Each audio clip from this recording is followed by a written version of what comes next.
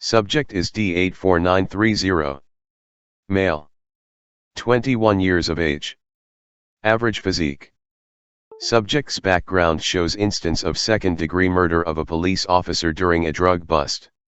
Normally this crime, while severe, would not qualify a person for a sentence that would end up with us. But the murder of the officer was especially brutal and excessive violence was used. This subject was uncooperative and had to be reminded that his cooperation would only benefit him. Subject entered the provided mirror while holding scp-093, which emitted a violet color.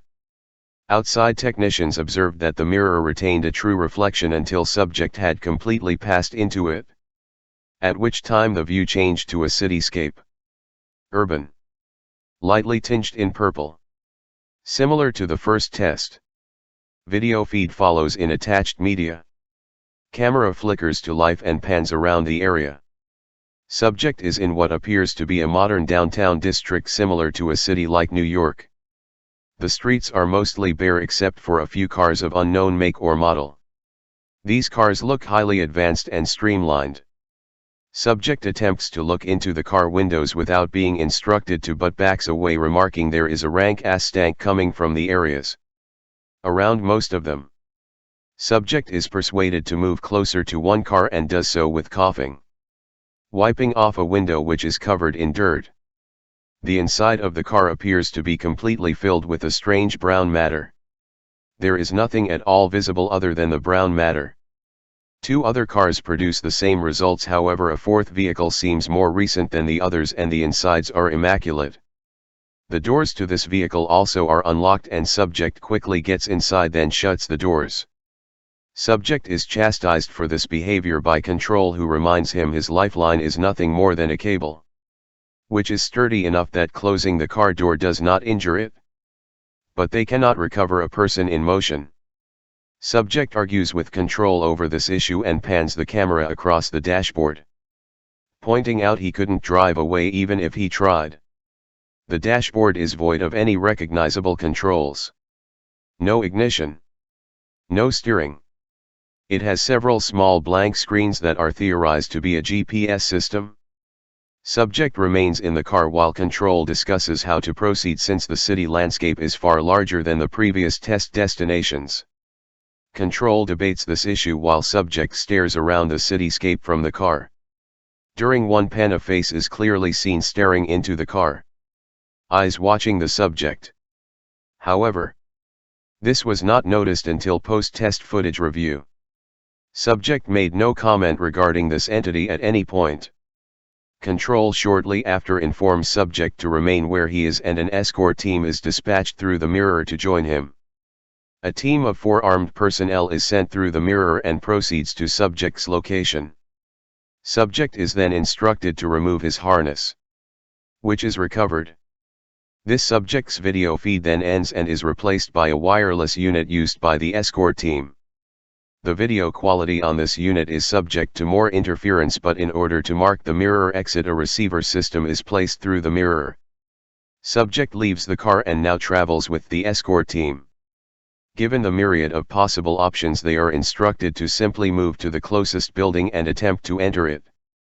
This building has etched glass doors bearing the name X. E. A. Research Partners Inc.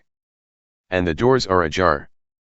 A magnetic lock system is present, but has lost power. Team enters the building and main lobby. This area resembles a stereotypical corporate lobby. There is a C-shaped receptionist desk with a chair pushed far from it as if it was left in a hurry. A PC terminal is at the desk as well. Team approaches the desk and the camera bearer is instructed to examine the PC. The unit does appear to have power and Faithful OS appears on the screen requesting a login and password. A keyboard is present but is remarkably slim with touch-sensitive keys rather than press-down keys. After one failed attempt, the lock screen replies that maximum attempts have been exceeded and the PC turns off. No actual tower or power button can be located, so team moves forward. Behind the receptionist desk are 2 elevator doors. One to the left and one to the right, with similar touch sense keys. The elevator on the left is broken. The door open and the shaft empty.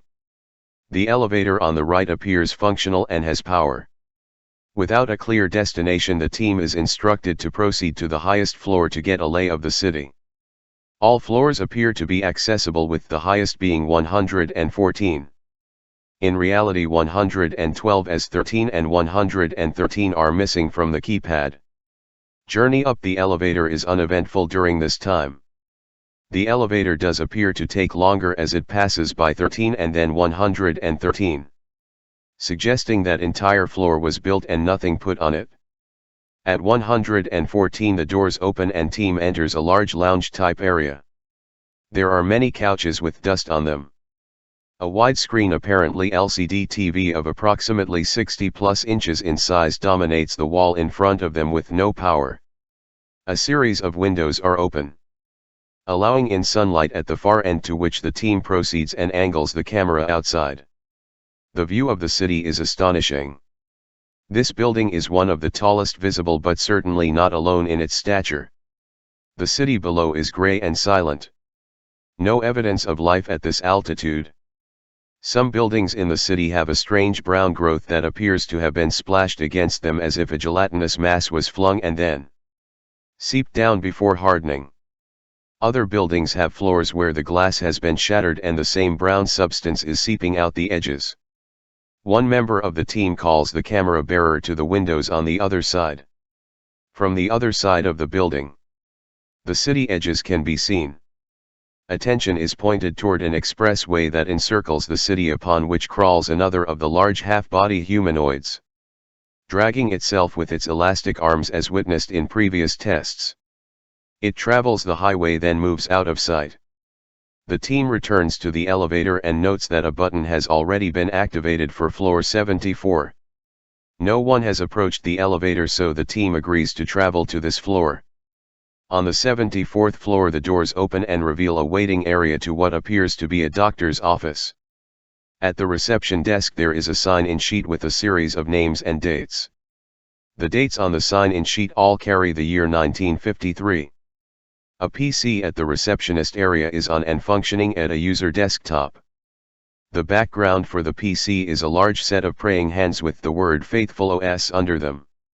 On the desktop are a series of folders with years on them containing files that, when clicked using the center button of the mouse, open to a Word viewer.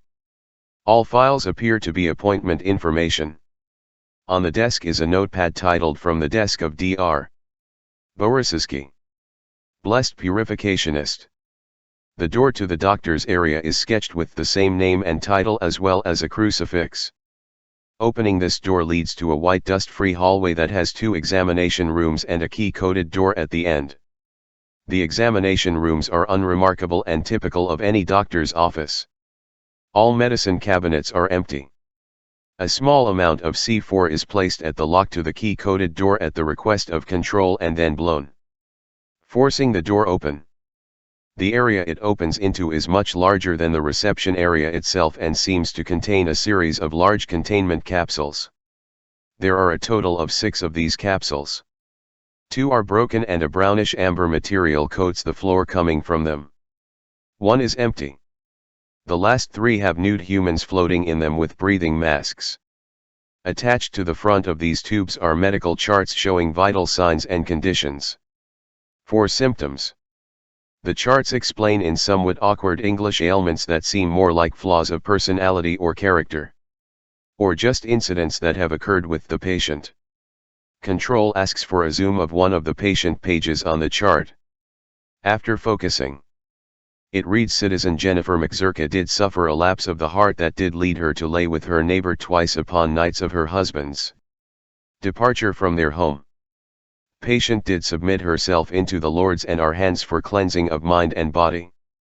Prayer administered by High Father Awaylakan, and patient submitted to a 3-day period in the Lord's tears to cleanse her system, then released in good spirits."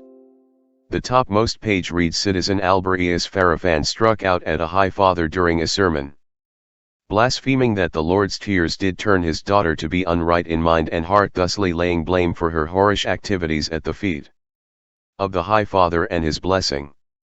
With no proof of these blasphemies, the forgiving judge and the punishing judge did agree that Albertus Farafan should bathe in the Lord's tears himself for a week to be cleansed of mind and soul, thus to prove his daughter's ways are fault of not the father's hands, and to give him peace of self.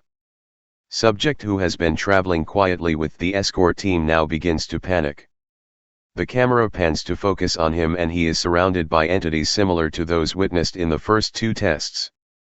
Escort team reports in that subject is having a panic attack, but control requests them to stand still and wait. Subject screams at the entities, which are denied to exist by team commander, stating subject is alone in the corner. Control requests that one team member be dispatched to approach and recover the subject. The escort team member approaches the subject as ordered. On the video, the figures part to make a pathway for the approaching member, who lifts subject to his feet and brings him out of the corner. Figures on video are then seen closing ranks to close the path. Subject is lifted to his feet by an arm and escorted through the figures that close their ranks when the subject is moved. They remain steadfastly staring at the subject no matter where he moves to. Control requests the team to return now. Team turns to leave. Before leaving, a team member mentions something noticed at the reception desk. A binder labeled the Lord's Tears. Control requests binder be returned as well, and it is stowed into subject's field kit.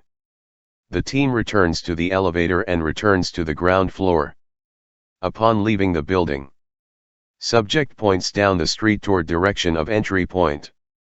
The camera pans to a section of raised expressway across which one of the large torsos is crawling slowly. The entity turns its featureless head to look at the escort team, raises its head to the sky, and emits a bellowing sound. Team leader issues the order to move, heading for the spot marked by the wireless video receiver. The creature on the expressway extends an arm down that stretches to touch the ground. Before the camera moves to the port, all team members save one move through entry point. Subject moves through entry point and mirror returns to reflective surface. scp-093 is dropped by subject, who panics and tries to fight his way out of the room. Subject is terminated by team leader after he draws the field kit pistol. Team leader requests portal be reopened, but it takes several minutes to find someone who can hold scp-093 and generate a similar color. When a matching color is displayed and applied to the mirror, the video receiver is visible and all individuals report a horrific smell.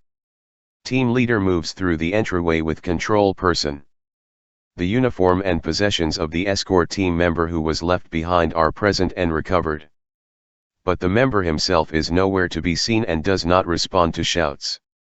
Member assumed K, I, A, and wireless receiver recovered.